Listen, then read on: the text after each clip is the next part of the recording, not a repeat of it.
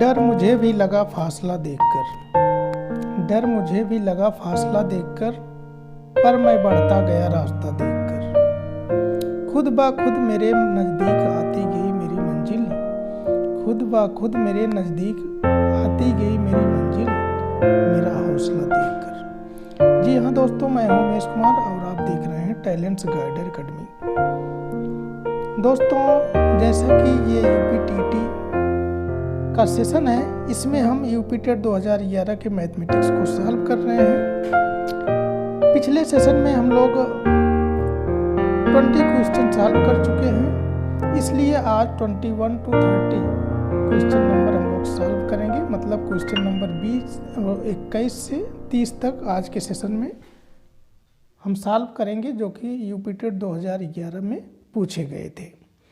तो दोस्तों, समय को ना बिताते हुए आज के सेशन की शुरुआत करते हैं। उससे पहले एक छोटा सा रिक्वेस्ट है, अगर आप हमारे वीडियो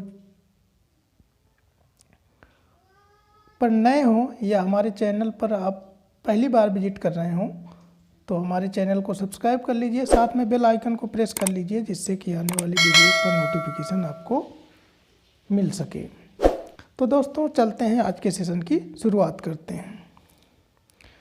क्वेश्चन नंबर 21 आपके स्क्रीन पर शो हो रहा है, ठीक है। इसमें हमें बहुत ही सिंपल सा आंसर बताना है। Subtract 3 kg 178 gram from 8 kg 350 ग्राम। कहने का मतलब 8 किलोग्राम 350 ग्राम से 3 किलोग्राम 178 ग्राम को घटाना है, ठीक है। उससे पहले थोड़ा सा बेसिक कॉन्सेप्ट पर चर्चा कर लेते हैं इस संबंध में, ठीक है। जैसे लिखा है 8 kg 350 ग्राम, ठीक है। इसको हम लोग 8.350 kg लिख सकते हैं। ये चीज़ आप लोग समझे रहिए। मतलब 8 kg 350 ग्राम को 8.350 kg लिख सकते हैं, ठीक है। अब हमें 8 किलोग्राम 350 ग्राम से 3 kg 178 ग्राम को घटाना है। मतलब 3 kg 3.178 इतने को घटाना है, ठीक है। हमने लिख लिया इसको। अब सब्ट्रैक्ट कर दीजिए। 10 में 60 गए 2, 5 में से एक यहाँ पे 4 बचा, ठीक है। 14 में 7 गए 7, यहाँ पे 2 बचा, ठीक है। 2 में से 1 गए 1, और इधर 8 में से 3 गए 5। हमारे पास आंसर आया 5.172 kg। कहने का मतलब 5 kg 172 ग्राम, 5 kg 172 ग्राम। विकल्प नंबर ये आपका सही हो गया। अगला क्वेश्चन देखते हैं। Evaluate -2 into -3 into -4 into -5 into -6। बहुत ही सिंपल क्वेश्चन है। आपको थोड़ा सा बेसिक कॉन्सेप्ट यहाँ पे समझना होगा। देखिए, चिन्हों का गुणा आपको सबसे पहले ध्यान में रखना होगा। माइनस इंटू माइनस करते हैं तो प्लस आता है, ठीक है। माइनस इंटू प्लस करते हैं तो माइनस आता है। प्लस इंटू माइनस करते हैं तो माइनस आता है। और प्लस इंटू प्लस मतलब प्लस का गुणा प्लस में करेंगे तो प्लस आएगा, ठीक है। इसका एग्जाम्पल थोड़ा देख लें। जैसे -2 इंटू -3 करेंगे तो -6 नहीं +6 आएगा, क्योंकि माइनस और माइनस मिल करके प्लस होता है। तो ये दोनों माइनस मिल करके प्लस हो गया यहाँ पे, ठीक है। उसी तरह -2 इंटू 2 है तो ये -4 हो जाएगा, क्योंकि माइनस और प्लस मिल करके माइनस होता है। तो ये यहाँ पे प्लस है और ये माइनस मिल के माइनस हो गया, ठीक है।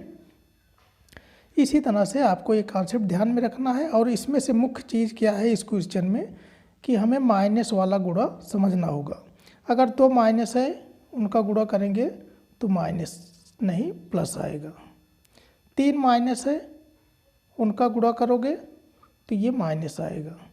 4 माइनस है, उनका गुणा करोगे, ठीक है, 4 बार माइनस है, उनका गुणा करोगे तो ये प्लस आएगा।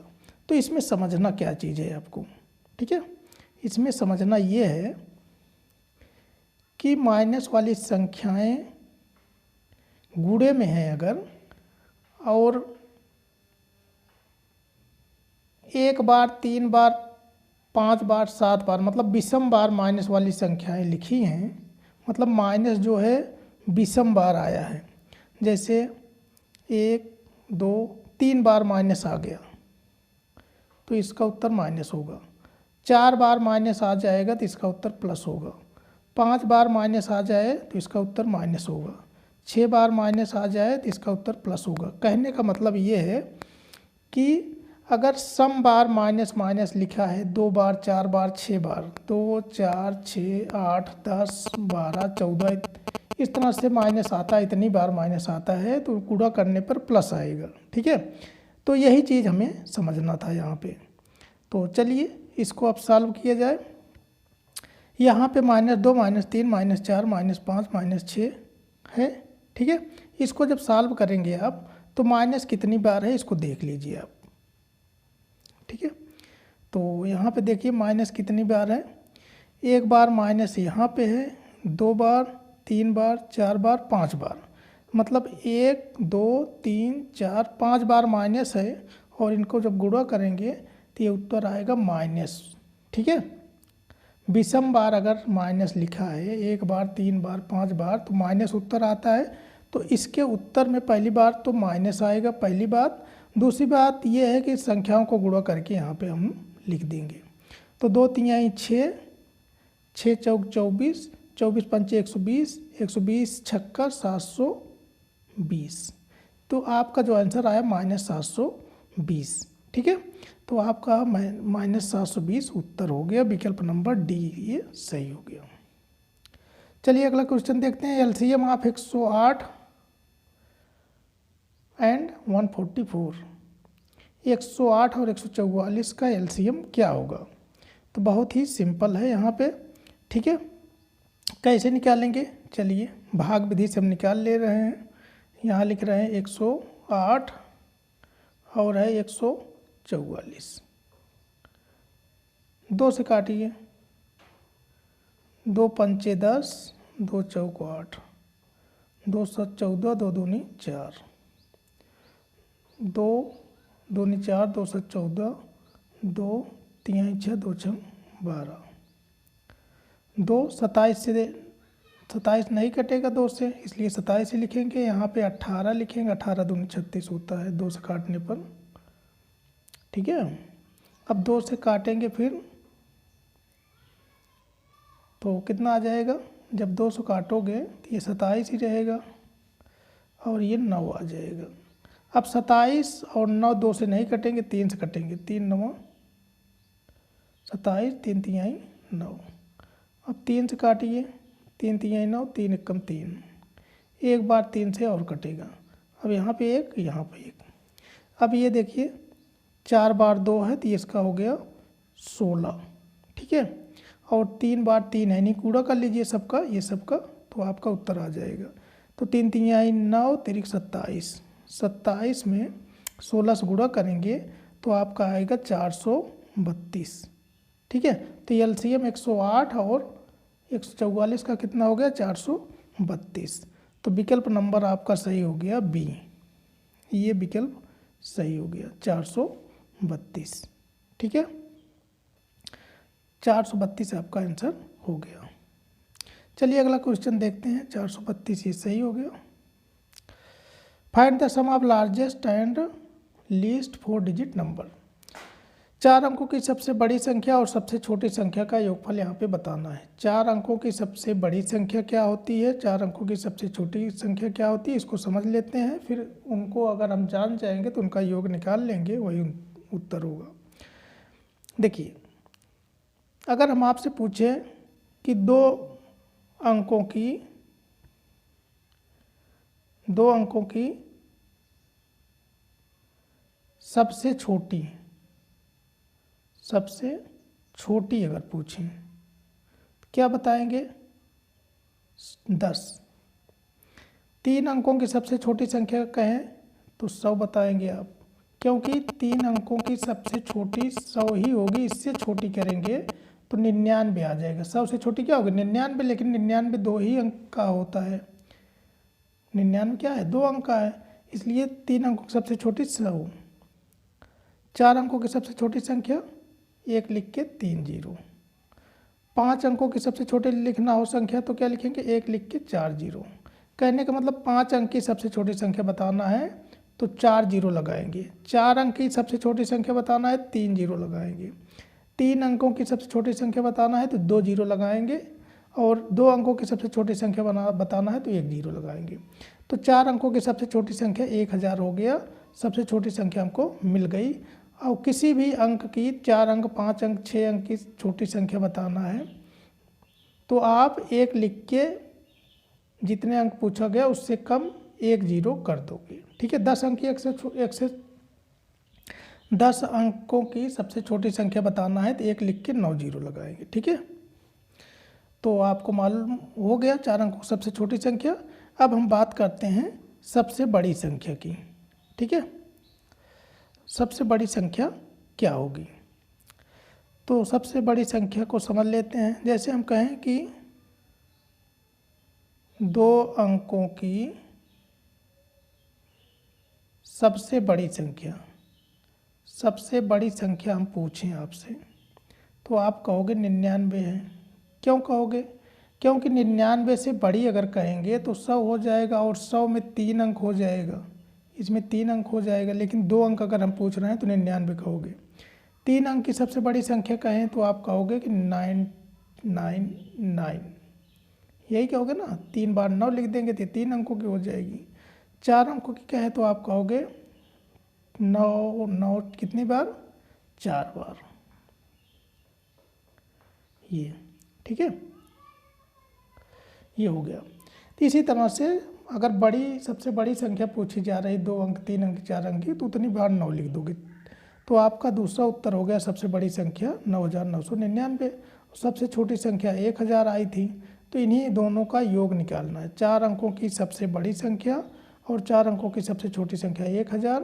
तो 9999 प्लस 1000 आपका आ जाएगा 10999। तो आपका विकल्प सी सही हो गया। ठीक है। Question number 25। किसी ट्रायंगल के साइड्स दिए गए हैं। ये ट्रायंगल है, साइड्स आप measure 5 centimetre, 12 centimetre and 30 centimetre. Identify the types of triangle. आपको बताना है कि एक त्रिभुज है, उसकी भुजाएं 5 सेंटीमीटर, 12 सेंटीमीटर, 13 सेंटीमीटर है। किस तरह का त्रिभुज ये होगा? ठीक है। तो आपको ये त्रिभुज दिया गया है, उसकी भुजाएं हैं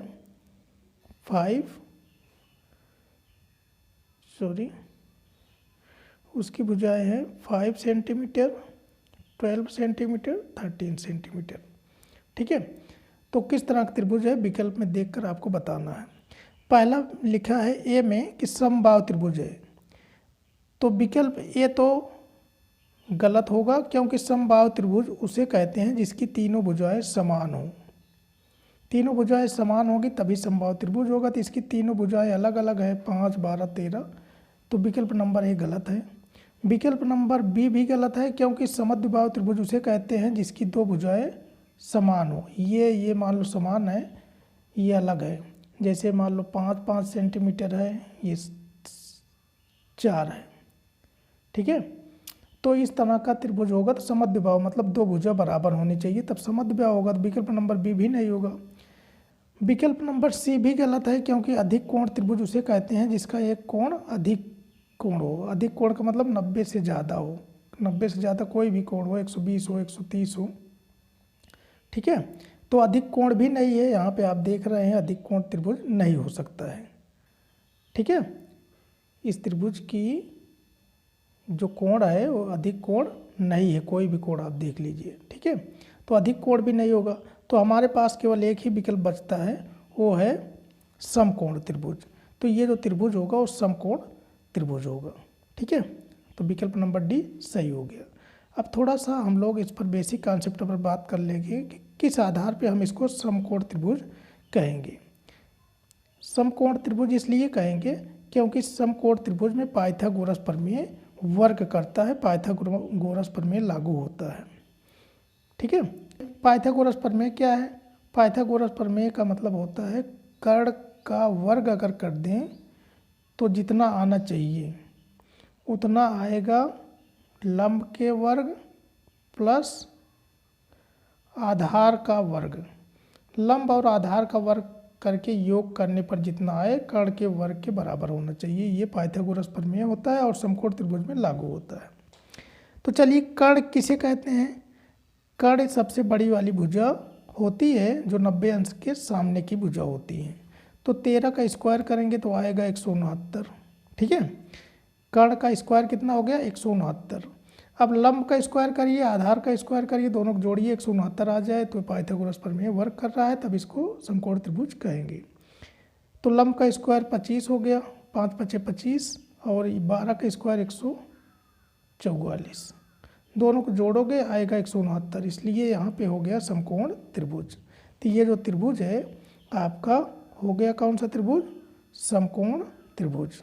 ये समकोण त्रिभुज हो गया। दोस्तों, अगला क्वेश्चन है, an angle measuring 270 degree is an example of. 270 अंश माप का कोण एक उदाहरण है। आपको बताना है चारों विकल्पों में से क्या है। मतलब 270 अंश का कोई कोण है, वो न्यून कोण होगा कि अधिक कोण होगा कि सम कोण होगा या परिवर्ती कोण होगा। ठीक है, तो विकल्प में से आपको बताना है कि 270 अंश के कोण को क्या कहते हैं। तो विकल्प में जो दिए गए हैं थोड़ा सा उनको हम डिस्क्राइब करते हैं। ठीक है, तो सबसे पहले दिया है न्यून कोण। ठीक है, तो 270 अंश क्या न्यून कोण है? बिल्कुल नहीं, क्योंकि जो न्यून कोण होता है एक्यूट एंगल जो होता है, ठीक है, एक्यूट एंगल मीन्स न्यून कोण, जो एक्यूट एंगल होता है वो 0 से 90 अंश के बीच होता है। ठीक है, 0 से बड़ा और 90 अंश से छोटा होगा तो एक्यूट एंगल होगा, मतलब 90 अंश न्यून कोण होगा।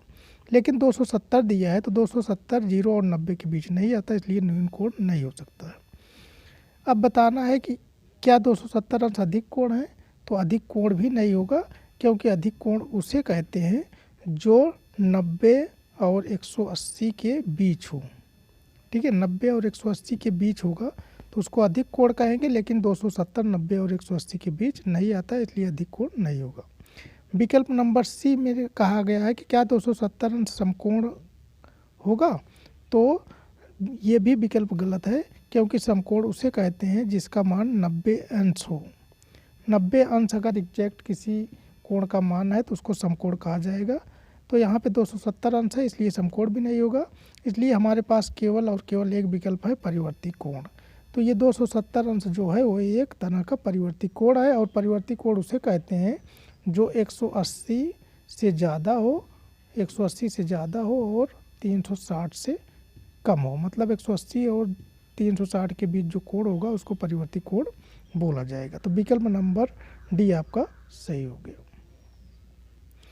अगला क्वेश्चन है, the distance between two parallel lines, मतलब दो समांतर रेखाओं के बीच की दूरी होती है, मतलब बीच की दूरी डिक्रीज करती है कि इंक्रीज करती है कि रिमेन्स सेम होती है या में इंक्रीज और डिक्रीज। कहने का मतलब आपको बताना है कि दो समांतर रेखाओं के बीच की दूरी घटती है, बढ़ती है, बराबर रहती है या घट या बढ़ सकती है।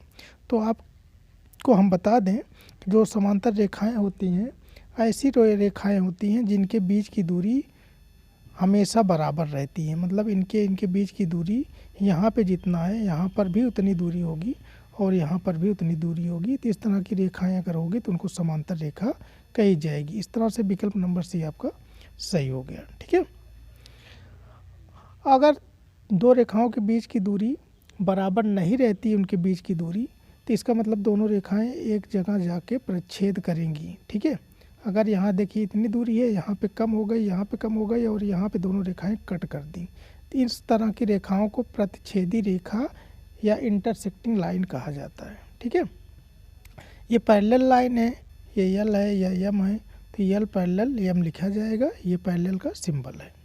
और ये प्रच्छेदी रेखाएं हैं, इंटरसेक्टिंग लाइन है। इसी तरह आपको परपेंडिकुलर लाइन का भी कॉन्सेप्ट क्लियर करा दें। दो लाइन अगर एक दूसरे को 90 अंश पे इंटरसेक्ट करें तो एक दूसरे को लंबवत, वो रेखाएं लंबवत कही जाएंगी और उनको परपेंडिकुलर लाइंस बोला जाता है। और जैसे ये यल है और ये यम है, तो यल परपेंडिकुलर यम लिखा जाता है, ये परपेंडिकुलर का सिंबल है। ठीक है, तो आशा करते हैं कि आपको इसका कॉन्सेप्ट समझ में आया होगा और विकल्प नंबर सी सही होगा, क्योंकि समांतर रेखाओं के बीच की दूरी बराबर रहती है हर पॉइंट पर। अगला क्वेश्चन है कि एक रेक्टेंगुलर टंकी की लंबाई 6 मीटर, चौड़ाई 2.4 मीटर, गहराई 1 मीटर है और वह आधी भरी हुई है पानी से, तो पानी का आयतन बताना है। एक टंकी है जिसकी लंबाई 6 है, चौड़ाई 2.4 है और इसकी जो गहराई है, गहराई मतलब ये है, वो कितना है, गहराई 1 मीटर है। तो इस टंकी को अगर आधा भर दिया जाए पानी से, ठीक है, तो इसका आयतन क्या होगा, मतलब आधी टंकी का आयतन क्या होगा ये बताना है।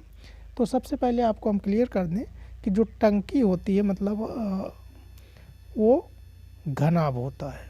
मतलब कोई भी डिब्बा जिसकी लंबाई चौड़ाई ऊंचाई अलग अलग हो, डिब्बे के आकार का कोई भी चीज़, जैसे ईंट हुआ, किताब हुई, माचिस हुआ, इस तरह का कोई भी चीज़ जिसकी लंबाई चौड़ाई ऊंचाई अलग अलग हो उसको घनाभ बोला जाता है, मतलब क्यूबॉइड बोला जाता है। ठीक है, क्यूबॉइड। और अगर लंबाई चौड़ाई ऊंचाई किसी चीज़ की बराबर है तो उसको घन बोला जाता है, मतलब क्यूब बोला जाता है। जैसे जो आप लोग लूडो खेलते हो उसकी जो गोटी होती है वो घन होती है। ठीक है, ये तो यहाँ पे हमें घनाभ का आयतन निकालना है, वो भी आधे घनाभ का आयतन निकालना है। जो लंबाई चौड़ाई ऊंचाई दिया है उसमें आधा पानी है तो आधा आयतन निकालना है। और आयतन निकालने का सूत्र है लंबाई गुणे चौड़ाई गुणे ऊंचाई। किसका आयतन, घनाभ का।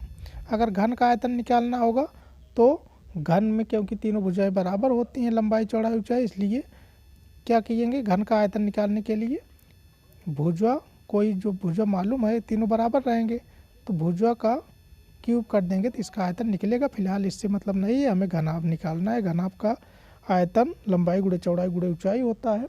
और यहाँ पे अगर लंबाई गुणे चौड़ाई गुणे ऊंचाई कर देंगे तो पूरे घनाभ इसका पूरा आयतन निकल जाएगा, लेकिन हमको आधा निकालना है इसलिए इसका आधा कर देंगे। लंबाई गुणे चौड़ाई गुणे ऊंचाई करके बटे 2 कर देंगे। तो यहाँ पे हमारे पास लंबाई है 6, चौड़ाई है 2.4 और ऊंचाई है 1। इसका आधा कर देंगे तो आधी टंकी का आयतन निकल जाएगा। अब 6 गुणे 2.4 आप करोगे तो आपके पास आएगा कितना, 14.2। 6 गुणे 2.4 गुणे 1 से कोई मतलब ही नहीं है, गुणा करोगे तो 14.4 आएगा आपका ऊपर और नीचे 2 आएगा। ठीक है, 14.4 में 2 से भाग दोगे तो 7.2 आएगा आधी टंकी का आयतन। क्लियर है, तो आधी टंकी का आयतन आपका आ गया कितना, आधी टंकी का आयतन आ गया 7.2 मीटर क्यूब। पूरी टंकी का आयतन आया था 14.4, मतलब लंबाई गुणे ऊंचाई, लंबाई गुणे चौड़ाई गुणे ऊंचाई करेंगे 14.4 आएगा, इसका आधा करेंगे 7.2 आएगा। तो विकल्प नंबर कौन सा सही हो गया आपका, डी। विकल्प डी आपका सही हो गया।